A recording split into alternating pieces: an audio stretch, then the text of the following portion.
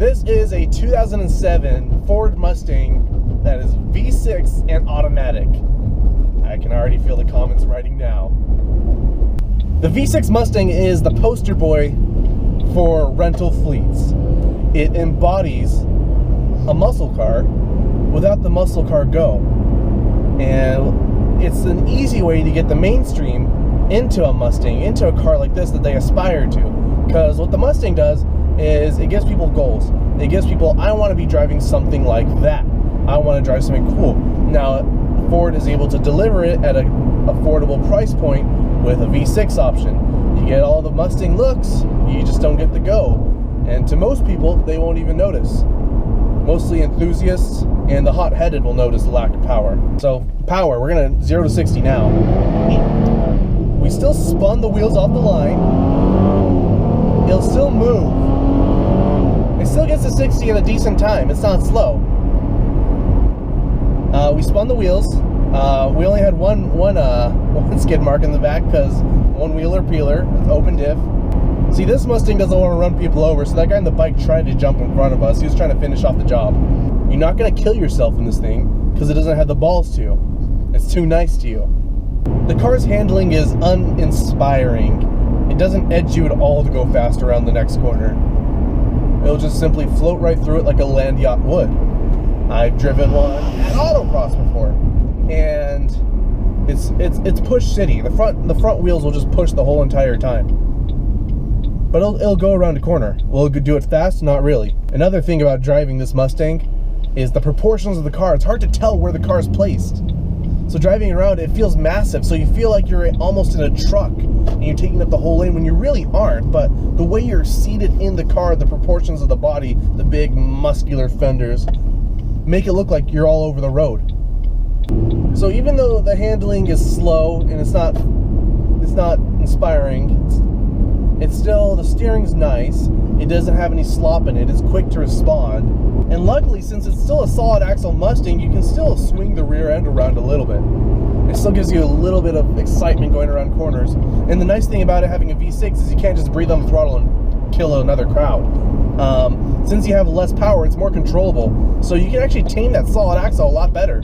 Power's there, it moves. It's not crazy fast, but I mean, for your first car, it feels fast to you, right?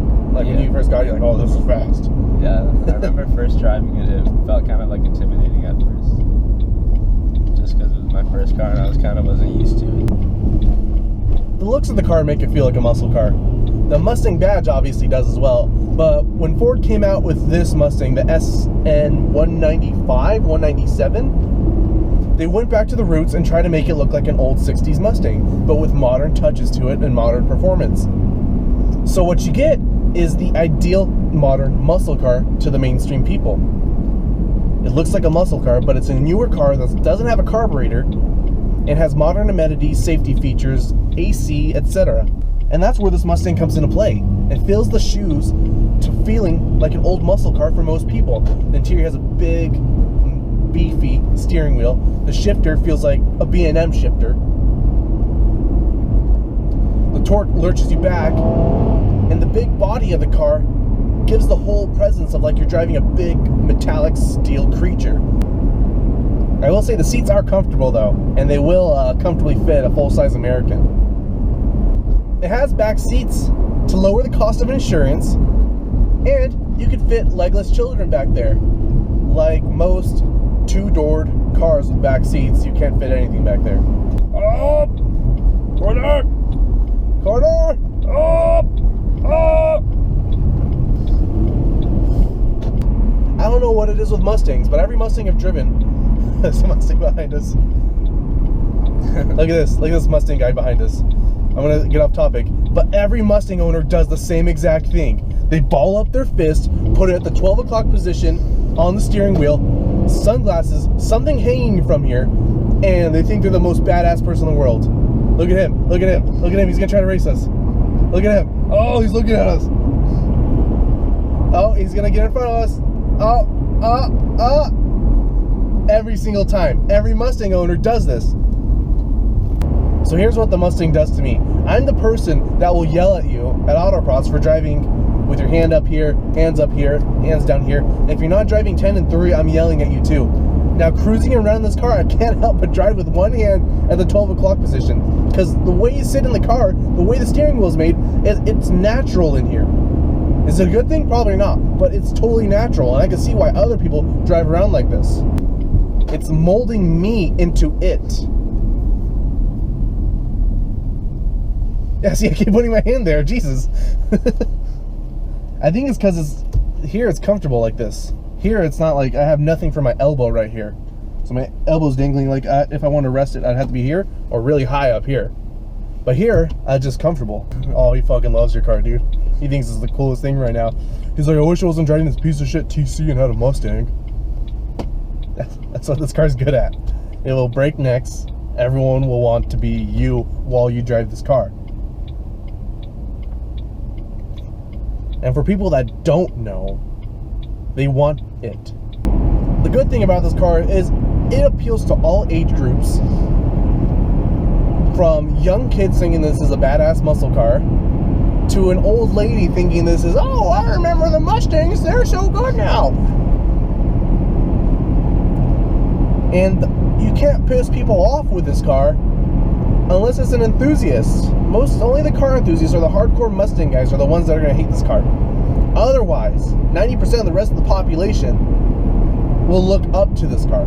So the e-brakes and Mustangs are super like, oh, I'm driving, I can't show it now. They're super stiff, they're hard to pull up. Like, you have to put a lot of force just to get like 3 clicks out of it. And originally I thought that's all you could get, but you can actually yank that fucker all the way up. It just takes a lot of force. It's like the car's making you into muscle itself.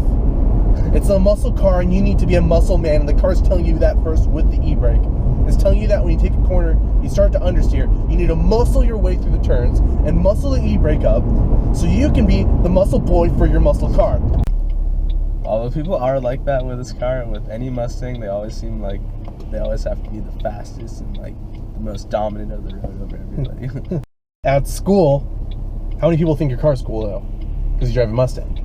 Everybody who already doesn't own, like who isn't a car enthusiast, thinks the car's badass. Like I have a few friends who have V8s and like they shit on me all the time for a V6. Who buys these cars now? We got the perfect example of who would buy this car, and for good reason, right here. This was his first car. It's something cool. Okay, it has a little go to it, but nothing that's gonna kill you. And it still looks cool to all your friends that aren't into cars. So it fills the shoes perfectly. And you said earlier that when you first got into it, as your first car, it felt a little intimidating to drive, right? Yeah. It felt a little fast to you. And I think for someone in high school or someone that's getting their first car and wants to be part of that muscle car scene, part of that vibe, that just aspires to be part of that, this is a good starter car. Because like I said, it's not fast enough to kill you.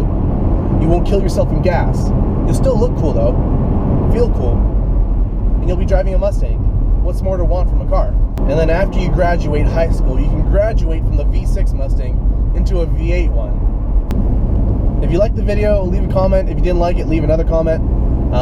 Hit the like button, and thanks for watching, guys.